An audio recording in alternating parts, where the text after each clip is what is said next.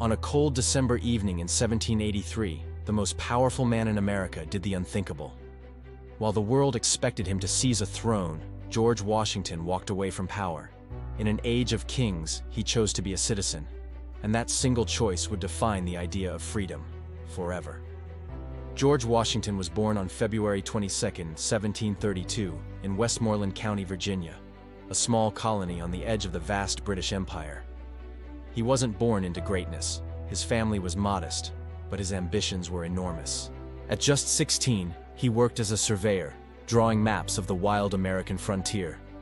The wilderness shaped him, teaching him to be calm, silent, and relentless. In 1754, destiny came calling. Britain and France were at war over North America, and a young, ambitious officer named George Washington fired some of the first shots of what became the French and Indian War. His very first battle, however, ended in surrender, a humiliation that would haunt him for years, but defeat became his greatest teacher. Over the next 9 years, Washington learned the brutal art of command, how to lead men through pouring rain, thick mud, and sheer terror. He witnessed British arrogance firsthand and watched officers who cared more about rank than survival. It was then that he began to question everything about the empire he so proudly served. By the 1760s, Britain's grip on its colonies tightened. Harsh taxes like the Stamp Act, Tea Act, and Sugar Act were imposed, demanding loyalty without representation. Across the 13 colonies, a quiet anger began to burn. When protests erupted, British troops answered with muskets.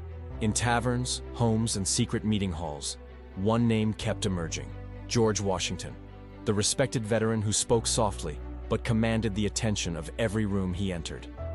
In 1775, as the drums of war grew louder, the Continental Congress in Philadelphia made a bold choice. They appointed Washington as commander-in-chief of the new Continental Army. He accepted the monumental task without pay, asking only for the promise that he could serve his country. As he left for war, he wrote to his wife, Martha, "I can answer but with my life and fortune to the cause we have undertaken." The storm had finally begun. The war for independence was chaos. The British were the strongest military on earth. Washington's army, a ragtag collection of farmers, blacksmiths, and teenagers, with no money, no uniforms, and seemingly no hope. In 1776, disaster struck repeatedly. Defeat after defeat, New York was lost, and Philadelphia was captured. By December, the revolution seemed doomed. Washington's army had dwindled to just a few thousand starving men. Snow fell on their bleeding feet as they marched, and desertions soared. But Washington refused to quit. On Christmas night, 1776, under the lash of freezing winds, he led his troops across the treacherous, icy Delaware River. At dawn, they launched a surprise attack on the enemy at Trenton. It was a stunning, improbable victory that reignited the dying embers of the Revolution. In that moment, the legend of George Washington was born. Over the next few years, he held the army together through sheer force of will. He forged crucial alliances with France, following the pivotal victory at Saratoga in 1777, and with loyal officers like Alexander Hamilton, Henry Knox, and the Marquis de Lafayette. At Valley Forge during the brutal winter of 1777-1778, his soldiers starved in the snow, wrapped in rags, and were forced to eat leather from their own shoes to survive. Yet Washington shared their pain. He slept among them and wrote countless letters to Congress, begging for supplies. One soldier later wrote of him, "We would have followed him through hell itself." Through years of exhaustion, betrayal, and doubt, Washington became more than just a general. He became a symbol of the Revolution itself. By 1781, the tide had finally turned. British forces under General Cornwallis were cornered at Yorktown, Virginia. Washington seized the moment. He commanded a combined army of American and French soldiers, bombarding the British defenses day and night. On October 19, 1781, the British surrendered. The American Revolution was won. But Washington's greatest test was still ahead. Victory brought its own chaos. The war was over, but the soldiers were unpaid, hungry, and dangerously angry. Whispers of rebellion spread through the ranks, that Washington should overthrow the weak Continental Congress and declare himself King of America. This was the Newburgh Conspiracy. In 1783, a group of his officers gathered, ready to revolt. Washington entered the room silently. He took out a letter to read to them, then paused. He reached into his coat for his new reading glasses and said softly, "Gentlemen, you must pardon me. I have grown gray in your service, and now find myself growing blind." The room fell silent. In that humble act, the rebellion died. He had defeated ambition with humility. That winter, Britain signed the Treaty of Paris, officially recognizing American independence.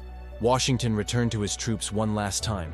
At Fraunces Tavern in New York, he raised a glass and said, "With a heart full of love and gratitude, I now take my leave of you." He embraced his officers, some of whom wept openly. Then, on December 23, 1783, George Washington appeared before Congress in Annapolis. He handed back his military commission and simply said, "Having now finished the work assigned me, I retire from the great theater of action." The most powerful man in America became a private citizen. No general in modern history had ever willingly given up power like that. For a brief time, Washington lived quietly at his beloved home, Mount Vernon, tending to his farm. But the young nation was fragile, divided, uncertain, and desperate for leadership. In 1789, the people turned to him once again. George Washington was unanimously elected the first president of the United States. He took the oath of office in New York City, his hand trembling slightly as he said the final words, "So help me God." As president, he set every precedent that would define the office. He formed the first cabinet, helped establish the Bill of Rights, and ensured the army answered to the people, not the president. He refused luxury and grand titles. When some suggested calling him His Excellency, he insisted on the simple title, Mr. President. Washington guided the new nation through turbulent political storms, including the Whiskey Rebellion, rising tensions with Britain, and the birth of political parties. He warned against division, famously stating, "The greatest danger to liberty is the spirit of faction." After serving 2 terms, he stepped down voluntarily, once again surrendering power. He could have ruled for life, but he chose to prove that freedom meant knowing when to let go. Washington retired to Mount Vernon one last time. He spent his final years writing letters, riding across his lands, and reflecting on the fragile republic he had helped build. In December 1799, after riding in freezing rain, he caught a severe throat infection. Within 2 days, he was gone. He was 67 years old. The news of his death spread across the world. Napoleon ordered a week of mourning in France. Britain's parliament stood in silence to honor their former enemy. But Washington's true legacy wasn't in the battles he won, or the titles he held. It was in the power he refused to take. He proved that a leader's greatness lies not in ruling others, but in serving them. Even today, his words echo through time. "Let us raise a standard to which the wise and honest can repair." And from that standard, the United States was born. Thanks for watching. If you were inspired by the story of George Washington, make sure to hit that like button and subscribe for more tales of legendary leaders.